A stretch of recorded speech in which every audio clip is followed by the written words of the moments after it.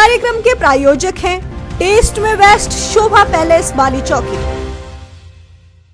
आधुनिक सुविधाओं से लैस होटल रॉयल मेंशन, चंद्र आभा ज्वेलर मंडी हिमाचल प्रदेश और विजन इंडिया फाउंडेशन, एक ऐसा प्रोजेक्ट जो करे आपके सपनों को साकार।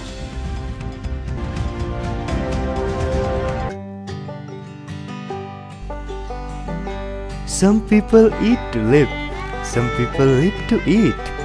We belong to those who live to eat. Dream is tasty, taste is a dream, you should try it. Taste means good, good means Shova.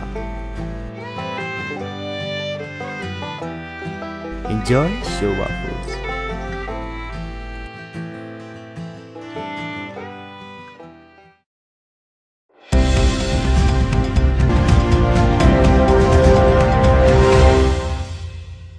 नमस्कार, न्यूज प्लस के इस खास कार्यक्रम में आपका स्वागत है। मैं हूं बी.आर. गौतम। आज के कार्यक्रम में हम बात करेंगे कि आखिर कौन सा रास्ता ऐसा है कि हम जल्द से जल्द कोरोना जैसी महामारी से मुक्ति पा सके। तो क्या आप बता सकते हैं कि ऐसा कौन सा रास्ता है कि जल्द से जल्द कोरोना से मुक्ति पा सके? जी हाँ, आप बिल्कुल ठीक है। सिर्फ वैक्सीनेशन ही एकमात्र ऐसा विकल्प है जिससे हम जल्द से जल्द इस महामारी से मुक्ति पा सकते हैं।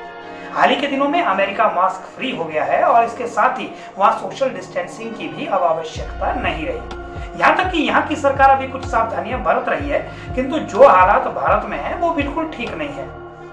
अमेरिका की 36% आबादी कोरोना वैक्सीन की दोनों डोज ले चुकी है।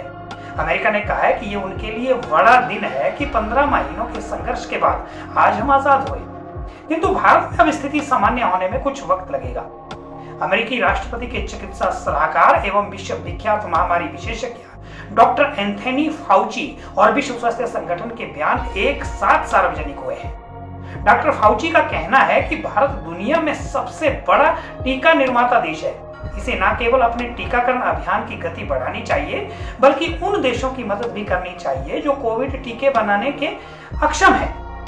डॉक्टर फाउची ने भारत में राष्ट्रीय लॉकडाउन की पैरवी एक बार फिर की है। विश्व स्वास्थ्य संगठन ने भारत के सुस्त टीकाकरण कार्यक्रम पर टिप्पणी की है और सरोकार जताया है कि दुनिया के देश में इस स्थिति पर चिंतित है। बहरहाल हमारे देश में कोरोना टीकाकरण की गति ये है कि 16 जनवरी से 11 मई तक 17 करोड़ से कुछ अधिक खुराकें दी जा सकी है। सिर्फ 3.57 करोड़ नागरिकों को ही दोनों खुराकें दी गई है। सही मायने में यही संपूर्ण टीकाकरण है।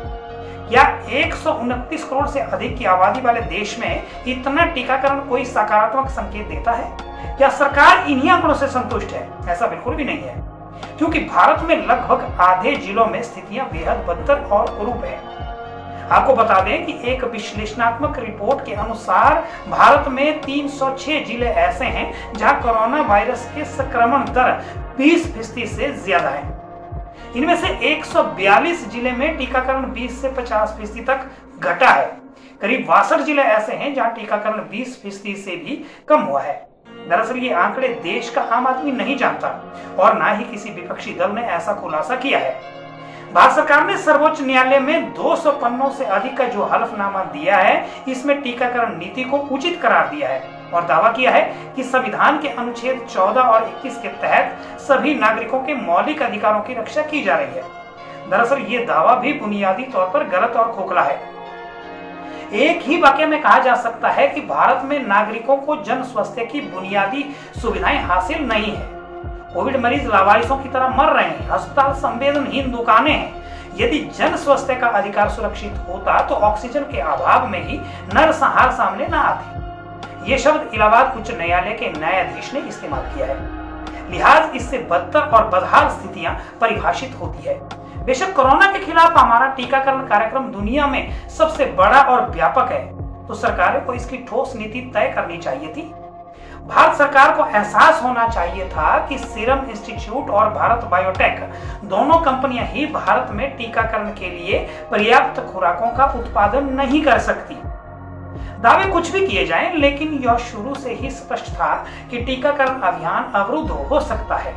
कोरोना की मौजूदा लहर का बहाना भी बनाना छोड़ दें, क्योंकि हर स्थिति में टीकाकरण तो किया ही जाना था।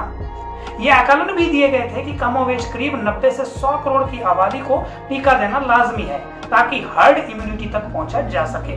लेकिन हमारी सरकार और हमारे प्रवक्ता सिर्फ यही गिनवाते रहते हैं कि 18 करोड़ टीके मुफ्त दिए जा चुके हैं। राज्यों के पास 84 लाख टीके जमा हैं और 53 लाख खुराकें 3 दिन में पहुंच जाएगी। सवाल है कि टीकाकरण अवरुद्ध क्यों है? लंबी लंबी कतारें टीकाकरण केंद्रों के बाहर क्यों लगी है? बूढ़े और जवान नागरिक बिना टीका लगाए ही लौट क्यों जा रहे हैं?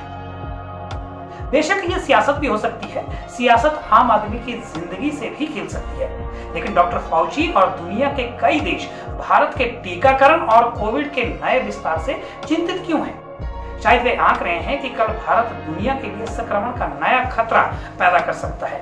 इससे भी बड़ी चिंता ये है कि कोविड की तीसरी लहर की संभावनाओं के मद्देनजर बच्चों के लिए टीके का परीक्षण तक हमारे देश में अभी शुरू नहीं हो पाया है।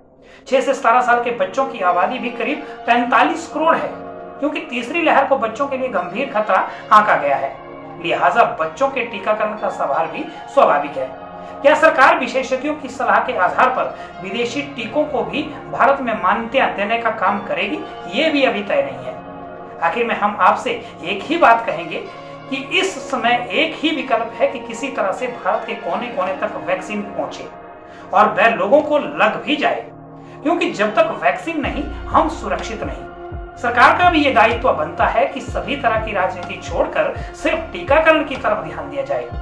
वर्चुअल बैठक से कुछ भी हासिल नहीं होने वाला, बस वैक्सीनेशन से स्थिति सामान्य हो सकती है।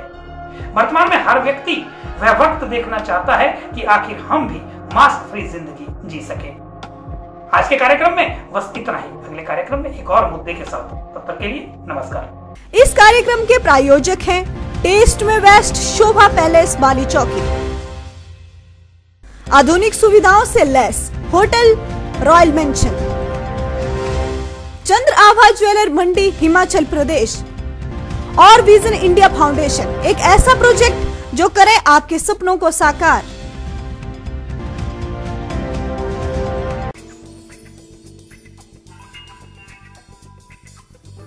शोभा पैलेस बाली चौकी, स्वादिष्ट खाने का जाना माना नाम।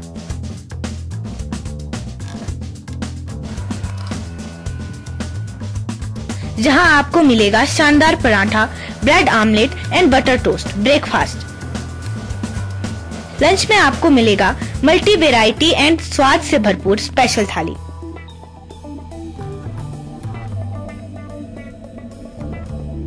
स्वादिष्ट डिनर की एक ऐसी रेंज जिसे आप कभी भूल नहीं पाओगे। चाइनीज फूड में आपको मिलेगा स्पेशल चाउमीन, मोमो थुपका and mix items.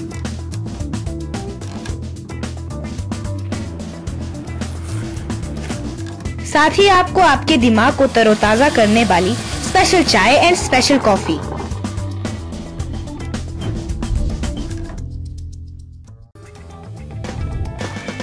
Shobha palace में आपको मिलेगी स्पेशल मिठाइयाँ जैसे गुलाब जामुन, बर्फी लड्डू, मिल्क केक सहित शानदार आइसक्रीम तथा कुल्फी की विस्तृत रेंज।